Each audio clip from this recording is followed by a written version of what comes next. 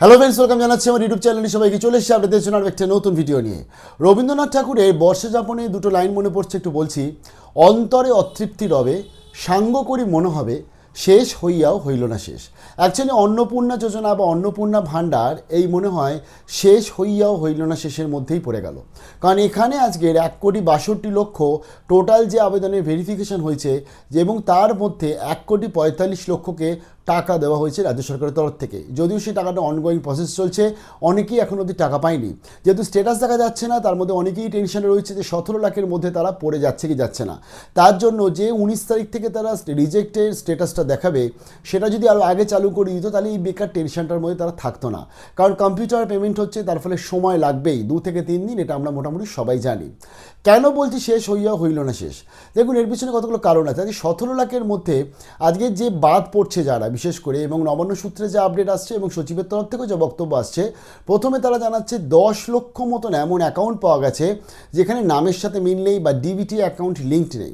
নামের সাথে মিল নেই অর্থাৎ আধার কার্ডে একটা নাম, ব্যাঙ্ক অ্যাকাউন্টে একটা নাম থাকতেই পারে, হতেই পারে, বাট সেগুলো তো পরবর্তীতে রেকটিফাইড করে, এবং তার পরবর্তী আজকে বিশেষ করে তারা বলছে ডাইরেক্টলি রিজেক্ট তারা করছে না। তারা কি কারণে বর্তমানে পেমেন্টটা উইথহেল্ড রাখা রয়েছে সেটা 19 তারিখ থেকে জানতে পারবে। অর্থাৎ আমি ধরুন আজকের এই যে 10 লক্ষ যে আধার কার্ডের যে আজকে বিপত্তির জন্য যাদের আজকে টাকাটা আসছে না, তাদের যদি আমি ধরে চলি প্রথমে, তাহলে এই ক্ষেত্রে ধরুন আমি ধরলাম যে 7 লাখ বা 6 লাখ এরকম রয়েছে যাদের নামে বিভ্রাট রয়েছে।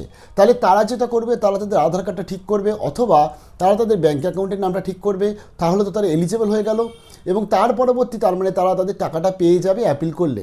বাকি 3 লাখ ধরুন আমি ধরলাম যাদের ডিবিটি অ্যাকাউন্টে লিঙ্ক নেই, তার জন্য আজকে তো ডিবিটি অ্যাকাউন্টের যে লিঙ্ক, তার জন্য অনেকেই অলরেডি লিঙ্কড করে রেখেছে বেশিরভাগই। তার মধ্যে ধরুন যদি কেউ লিঙ্কড সাকসেস হয়নি এরকম যদি থাকে, তার জন্য বিডিওর তরফ থেকে ওরা ড্রাইভ করা হয়েছিল 1 জুলাইয়ের পরে, এখনও নিশ্চয়ই করা হবে, এবং তাদেরও সেই প্রবলেমটা আস্তে আস্তে সলিউশন হয়ে যাবে। ধরুন এই 10 লাখ যারা আজকে আধারের সাথে লিঙ্কড নেই, তার জন্য আজকের বা আধারে কোনো ভুল রয়েছে বলে তাদের বর্তমানে টাকাটাকে উইথহেল্ড করা হলো, পরবর্তী তাদেরকে সাকসেস করিয়ে দেওয়া হবে। অর্থাৎ 1,62,00,000 মধ্যে 1,45,00,000 টাকা পাচ্ছে, আর 10 লাখ আধারের সমস্যা ধরুন আমি মেটাতে পারলাম, তাহলে 1,45,00,000 সাথে কিন্তু আরও 10 লাখ অ্যাড হয়ে গেল, মানে 1,55,00,000 অ্যাড হয়ে গেল। এবার চলে এলো বাকি 7 লাখ। 7 লাখের মধ্যে ধরুন আমি ধরলাম 10,000 টাকার বেশি ইনকাম করে অনেকে রয়েছে। 7 লাখের মধ্যে আমি ধরলাম যে অনেকে রয়েছে যারা ইনকাম ট্যাক্স পেমেন্ট করছে, তারা সেটাতে ভুল করে ক্লিক করে ফেলেছে। এবং এখানেও একটা বড় ব্যাপার হচ্ছে, ইনকাম ট্যাক্স অনেকে ভুল করে ক্লিক করার পরবর্তীতে যেহেতু রাজ্য সরকার এডিটের অপশান দেয়নি বলে, তার জন্য তারা কিন্তু সেটাকে ঠিক করতে পারেনি, বা ধরুন সত্যিকারেরই কেউ ইনকাম ট্যাক্স দেয়। তো আমি ধরলাম এরকম গেল আরও 1 থেকে 2 লাখ, তাহলে বাকি রইল 5 লাখ। এই যে 5 লাখ রইল, এরা হচ্ছে কারা? 50 ডেসিমেলের ওপর যাদের কর্পোরেশন বা মিউনিসিপ্যালিটিতে জমি রয়েছে, 7টা বড় বড় মিউনিসিপ্যালিটি, এবং এই 50 ডেসিমেলের জমিটার সংখ্যাটা খুবই কম। আজকে এখনকার দিনে বর্তমানে 50 ডেসিমেলের ওপর জমি আছে এরকম সংখ্যা খুবই কম বর্তমানে। তাহলে এই ক্ষেত্রে আমি ধরুন ওই 5.5 লাখের মধ্যে 50,000 ধরলাম এরকম জমি, বাকি 5 লাখ রয়েছে, তারা হচ্ছে 3টের বেশি রুম রয়েছে, এবং বলছে যে ফ্ল্যাট বাড়িতে যাদের 3টে বেশি রুম, তাদেরকে বর্তমানে উইথহেল্ড করছে। পরবর্তী তাদের যদি অন্য যোগ্যতা, অর্থাৎ তাদের অর্থনৈতিক দিক থেকে বা অন্য সব কিছু যদি দেখা হয়, তখন তাদের পেমেন্টটা ক্লিয়ারেন্স করা হবে, এবং তার জন্য আবার ভেরিফিকেশন হবে, এবং তার জন্য তাদের প্রপারলিভাবে আবার অ্যাপ্লাই করতে হবে 19 তারিখের পর থেকে পোর্টালে গিয়ে, এবং দেন ভেরিফাইড করবে ডিস্ট্রিক্ট ম্যাজিস্ট্রেট অথবা বিডিও বা মিউনিসিপ্যালিটি, দেন তারপরে তাদের আবার পেমেন্টটা আসবে। তাহলে এখানে আমার একটা প্রথমত বক্তব্য হচ্ছে, দেখুন অলরেডি যারা বিশেষ করে এই যে 3টে কামরার জন্য ধরুন আমি ধরে চললাম, আমি এটা আন্দাজে বলছি, 5 লাখ মতন ধরুন এরকম ক্যান্ডিডেট রয়েছে যাদের কর্পোরেশনে বাড়ি বা মিউনিসিপ্যালিটি বাড়ি 3টের বেশি রুম রয়েছে বলে, তার জন্য তারা কিন্তু টাকাটা পেলো না বর্তমানে। তাদের আবার কি ভেরিফিকেশন হবে? অলরেডি তারা একটা ভেরিফিকেশন করে গেছে, কারণ এর আগে যে ভেরিফিকেশন হয়েছে বিশেষ করে যারা আন্ডার এনকোয়ারি ছিল, কারণ 3টের বেশি রুমগুলো আন্ডার এনকোয়ারি ছিল। আমি দেখুন আমি সরকারের বদনাম করছি না কিন্তু, বা বিভ্রান্ত ছড়াচ্ছি না, বাস্তব কথাটা বলছি। দেখুন প্রশ্ন করা আমাদের দায়িত্ব, প্রশ্ন আমি করছি। কি মনে হয় কমেন্ট সেকশনে আপনারা জানাবেন যদি আমার সাথে আপনারা একমত হন। দেখুন আমরা যেমন সরকারের ভালো জিনিসটা অবভিয়াসলি সেটাকে মেনে নিচ্ছি, সেটাকে অ্যাকসেপ্ট করছি এবং সেটাকে আনন্দের সঙ্গে বলছি, সেরকম যখন এই ডেটাগুলো আমাদের সামনে চলে আসছে এবং এই প্রশ্নগুলো চলে আসছে, আমরা আশা করবো এই 3টে রুমের যে প্রবলেমটা যেটা যত তাড়াতাড়ি সম্ভব মিটিয়ে দেওয়া হয়। যেটা বলছিলাম, এই যে 5 লাখ মতন যারা রয়েছে এদের ধরুন অলরেডি তো ভেরিফিকেশন কিছুদিন আগে হয়ে গেছে। সেখানে অনেকেরই আছে যাদের 3টে রুমকে তারা ভুল করে লিখে ফেলেছিল, জয়েন্ট প্রপার্টি ছিল, 3টে রুমের মধ্যে তারা পড়ছে না, আলাদা আলাদা অ্যাপ্লিকেশন করা হয়েছে, কিন্তু তারা ভুল করেছিল। তাহলে সেগুলোকে কিন্তু ভেরিফাইড করে ওকে করে অ্যাপ্রুভাল হয়ে যাওয়ার তাদের কথা, এবং তার অনেকে দেখেও এসছে। তাহলে তাদের যদি পেমেন্টটা আজকে না আসে, তাদের যদি আবার ভেরিফিকেশন হয়, তারা আবার সেই সেম সিচুয়েশান দিয়ে সেম জায়গা থেকে তারা আবার যেতে চলেছে। তার জন্যই আমার মনে হয় এটা খুব আর্লি ডিসিশন। আমি যে ভিডিওটা শেয়ার করছি, আমাদের এই 2-3 দিন ওয়েট করতে হবে, তার পরবর্তী আমরা ফাইনালি জানতে পারবো। তবে আমি এক্ষেত্রে মুখ্যমন্ত্রীর কাছে একটাই রিকোয়েস্ট করতে চাই, এবং আমি একটা ডেটাও শেয়ার করতে চাই আপনাদের কাছে, আপনারা নিশ্চয়ই আমার সাথে একমত হবেন। আগস্ট মাসে 4,350 কোটি টাকা স্যাংশন হয়েছে অন্নপূর্ণা যোজনা বা অন্নপূর্ণা ভাণ্ডারের জন্য, 1,45,00,000। আমি যদি আজকের এখানে এই যে 4-5 লক্ষ যারা 3টে বাড়ির রুম রয়েছে তাদেরকে যদি মুখ্যমন্ত্রী অ্যাডাপ্ট করে দিত, ম্যাক্সিমাম 3,000 ইন্টু যদি 5 লাখ ধরি, তাহলে 150 কোটি টাকা। যে রাজ্য সরকার 4,350 কোটি টাকা দিতে পারে, সেই রাজ্য সরকার 150 কোটি টাকা দিতে পারছে না। এটা এত বড় এত সুন্দর একটা রাজ্য সরকার কাজ করছে অন্নপূর্ণা যোজনার মাধ্যমে, কারণ মহিলাদের স্বাবলম্বী করার চেষ্টা করছে। অনেকেই অনেক প্ল্যানিং করে রেখেছে, অনেকে ধারবাকি করে রেখেছে। ইভেন আমার কমেন্ট সেকশনগুলো আমি দেখছিলাম, খুব খারাপ লাগছিল, অনেকে খুব শরীর খারাপ তারা, এবং তাদের এই টাকাটা খুব দরকার, তাদের বিশেষ করে মেডিসিনের জন্য, পড়াশোনার জন্য। একজন তো কমেন্টে লিখলো যে এটা টাকাটা না পেলে আমার মনে হয় পড়াশোনাটাই আর এগোবে না। তো এগুলো শুনলেও খারাপ লাগে। আলটিমেটলি আমার মনে হয় যে সরকার, রাজ্য সরকার এত ভালো কাজ করছে, 4,350 কোটি টাকা দিতে পারছে, তারা আর বাকি এই 100-150 কোটি টাকা দিতে পারছে না। তাহলে তো আলটিমেটলি বিভেদ বা এই সমস্ত বক্তব্যগুলো, বা বিশেষ করে যারা বিরোধীরা রয়েছে বা সমালোচনা যারা করছে, তাদের তরফ থেকে এই বক্তব্যগুলো আসতো না।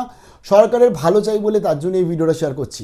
আমার মনে হয় ওয়েস্ট বেঙ্গল গভর্নমেন্ট এবং শুভেন্দু অধিকারী মহাশয়, মাননীয় মুখ্যমন্ত্রী, দেখুন আপনি আজকে মানুষের জন্য অনেক করছেন এবং অনেক করবেন, সেটা আমরা সবসময় জানি, এবং তার জন্যই আমরা মনে প্রাণে চেয়েছিলাম যে সরকার পরিবর্তন দরকার, এবং এরকম একজন মুখ্যমন্ত্রী আমরা অভিভাবক হিসাবে চেয়েছিলাম। বাট সেখানে দাঁড়িয়ে আপনি আজকে এতগুলো পেমেন্ট করতে পারছেন, এতগুলো টাকা দিতে পারছেন, তো সেখানে দাঁড়িয়ে এই 100-150 কোটি টাকা বা 200 কোটি টাকার জন্য কেন সরকার এই আলাদা করে শহর গ্রামের মধ্যে বিভেদটা নিয়ে আসে বা এই আলাদা নিয়মটা চালু করা হলো, সেটা আমি জানি না। এবার আপনারা অনেকেই বলবেন যে সরকার তো একবারে বলেনি 3টে রুম থাকলে দেবে না, সরকার বলছে কি যে আবার অ্যাপ্লাই করো, তার পরবর্তী তারা যদি দেখে তারা নিশ্চয়ই দেবে। তাহলে তারা তো অলরেডি একবার অ্যাপ্লাই করেছে। আপনি একটা আন্ডার ইনকোয়ারি ক্যান্ডিডেটকে ভাবুন, জুন মাসে অ্যাপ্লাই করেছে, জুলাই মাসে 1 জুলাই টাকা পায়নি, রিজেক্ট হয়ে গেছিলো, আন্ডার ইনকোয়ারি চলে গেছিলো। তার পরবর্তীতে আমি মিউনিসিপ্যালিটি বা কর্পোরেশনে বলছি, কারণ পঞ্চায়েত এরিয়ায় কিন্তু টাকা পাওয়া শুরু হয়ে গেছে, যারা 3টে বাড়ি ইয়েস করেছে টাকা পেয়ে গেছে তারা। কিন্তু আজকে মিউনিসিপ্যালিটি বা কর্পোরেশনে ভাবুন, জুন মাসে অ্যাপ্লাই করেছে, জুলাই মাসে টাকা আসেনি, রিজেক্ট হয়ে গেছিলো।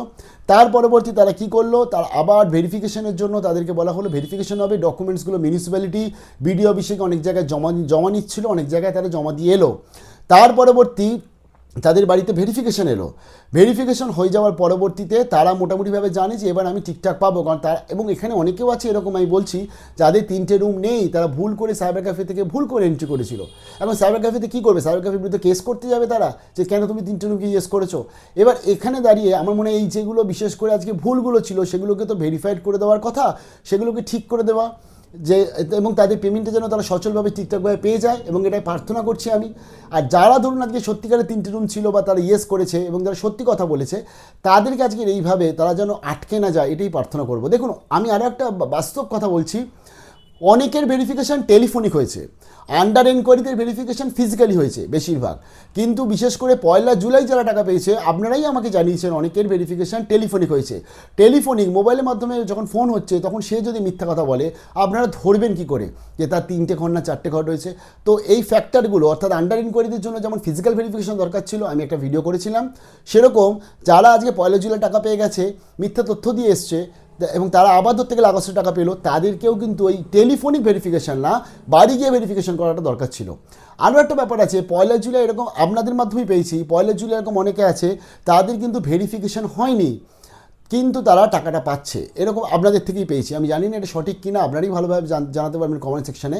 বাট আমি এক্ষেত্রে তর্ক বিতর্ক সমালোচনা কোনো কিছুতে যাব না, আমি এটা রিকোয়েস্ট করতে এসেছি।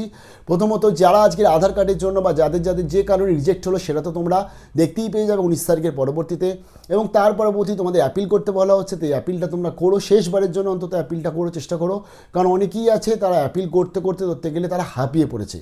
মাননীয় মুখ্যমন্ত্রী প্লিজ এটা একটু দেখুন। আর এত টাকা যখন একটা সরকার দিতে পারছে, এত ভালো কাজ করছে তারা, বিশেষ করে কারণ মহিলাদের স্বাবলম্বী করছেন, বারংবার বলছি। তো সেখানে দাঁড়িয়ে গিয়ে আপনি এত কিছু যখন করছেন এই কটা মানুষের জন্য, বা বিশেষ করে এই যারা আজকে, আমি বলছি না যারা খুব হাইফাই প্রোফাইলে থাকে এবং তারা যদি ভুল করে আবেদন করে থাকে, আমি তাদের কথা বলছি না, বাট আপনি দেখুন না ইডব্লিউএস ক্যাটাগরির মধ্যে পড়ছে কি না, 8 লক্ষ টাকা ইনকামের মধ্যে আসছে কি না, সেটা আপনি দেখুন। তো দেখে আলটিমেটলি, এবং যারা 10,000 টাকা ইনকাম করে না, যারা বাড়ির একদম পিওর হাউস ওয়াইফ যারা। আর একটা ব্যাপার হচ্ছে সরকারি চাকরি যারা করছে তাদের তো না হয়ে গেছে, যেহেতু সরকারি চাকরি ওয়াইফরা টাকা পাবে না, এটা তো আমরা মোটামুটি জানি সবাই, তার আত্মীয়রা টাকা পাবে, এটাও মুখ্যমন্ত্রী অলরেডি বলে দিয়েছে। আমি তাদেরকেও বাদ দিলাম, এই যে 7 লাখের মধ্যে তারাও কিন্তু পড়ছে, আমি তাদেরকেও বাদ দিচ্ছি। তো এখানে দাঁড়িয়ে আমার মনে হয় 3টে রুমকে এক্সক্লুশনটা, প্লিজ এক্সক্লুশনটা সবার জন্য এক্সক্লুড করে দিন, শুধুমাত্র মিউনিসিপ্যালিটি কর্পোরেশনের জন্য ইনক্লুড রাখবেন না। আর যারা যারা এখন অবধি আপনারা পেমেন্ট পাননি তাদের বলছি 3-4 দিন ওয়েট করতে হবে, তার মধ্যে আশা করি পেমেন্টটা চলে আসবে। না এলে তো 19 তারিখের পরবর্তীতে 20 তারিখ থেকে যখন পোর্টাল ওপেন হচ্ছে আপনারা দেখতেই পাবেন যে আপনার নামটা অ্যাপ্রুভালে রয়েছে নাকি রিজেক্টে রয়েছে। ভালো থাকবেন, কেউ রাগ করলে ক্ষমা চেয়ে নিচ্ছি, সরি চেয়ে নিচ্ছি, কারণ আমি এটা কোনো প্রোপোগন্ডাতে ভিডিও করছি না, কোনো পলিটিক্যাল চাপে ভিডিও করছি না এটা, এবং আমি কোনো বিরোধিতা করার জন্য ভিডিও করছি না বা মিথ্যা অপবাদ দেওয়ার জন্য ভিডিও করছি না। এটা আমি মানুষের বক্তব্যটা শেয়ার করলাম, আপনারা নিশ্চয়ই আমার সাথে একমত হলে কমেন্ট সেকশনে জানাবেন। ভালো থাকবেন, বেস্ট অফ লাক।